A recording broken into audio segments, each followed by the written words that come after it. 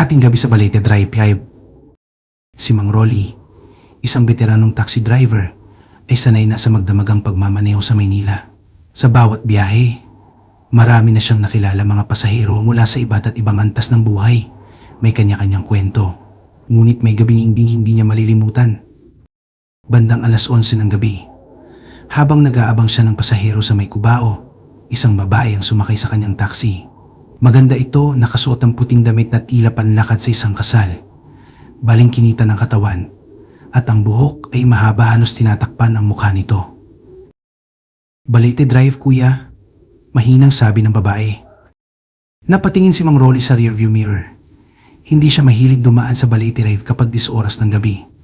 Kilalang kilala ang lugar na iyon sa mga kwentong kababalaghan, lalo na tungkol sa white lady na di umano at nagpapakita sa mga dumadaan.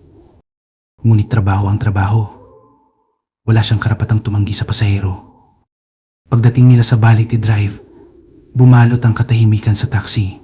Halos marinig ni Mang Rolly ang tibok ng kanyang puso.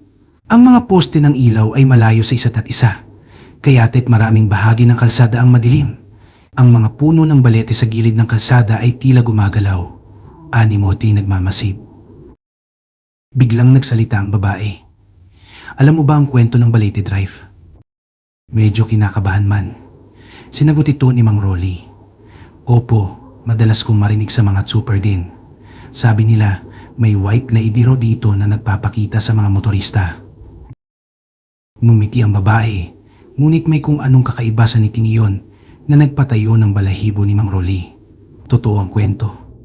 Isa ako sa kanila. Natigilan si Mang Rolly. Ano po?" tanong niya, pilit na pinipigilan ang panginig ng kanyang boses. Patuloy ang kwento ng babae. Parang hindi nito naririnig ang tanong niya. "Noong dekada 70, binigyan ako ng sakay ng isang taxi driver dito. Ngunit imbes na ihatid niya ako, dinala niya ako sa isang liblib na lugar. Sinaktan niya ako hanggang sa mapatay." Nanlamig si Mang Rolly. Ang kanyang mga kamay ay mahigpit na nakahawak sa manibela. "Mema, baka gusto na yon ang bumaba dito," pilit niyang sabi. Ngunit biglang bumigat ang hangin sa loob ng taxi. Ang temperatura ay bumaba at isang malakas na amoy ng bulok na halaman ang sumingaw sa hangin. Napalingon si Mang Rolly sa rearview mirror, wala na ang babae. Sa halip, nakita niya ang isang puting anyo, duguan at wala ng mukha. Napahinto ang taxi sa gitna ng kalsada. Nagsimula nang magdasal si Mang Rolly, nanginginig sa takot. Ngunit hindi pa natatapos ang kanyang dasal. Biglang narinig niya ang boses ng babae mula sa likuran. "Hindi lahat ng kwento ay kwento lang, Mang Rolly.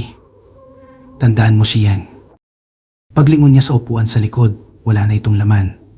Wala na rin ang presensya ng babae. Tahimik ang paligid. Ngunit ramdam ni Mang Rolly na may nakatingin pa rin sa kanya. Dali-dali niyang pinandar ang taxi, walang pakialam kahit labis na mabilis ang kanyang takbo. Pagdating sa dulo ng Balete Drive, huminto siya at huminga ng malalim. Hindi niya naintindihan kung ano ang nangyari, ngunit alam niyang totoo ang kanyang nakita. Mula noon, hindi na siya pumapasada sa Balete Drive kapag gabi.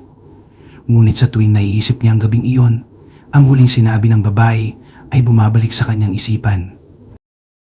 Hindi lahat ng kwento ay kwento lang.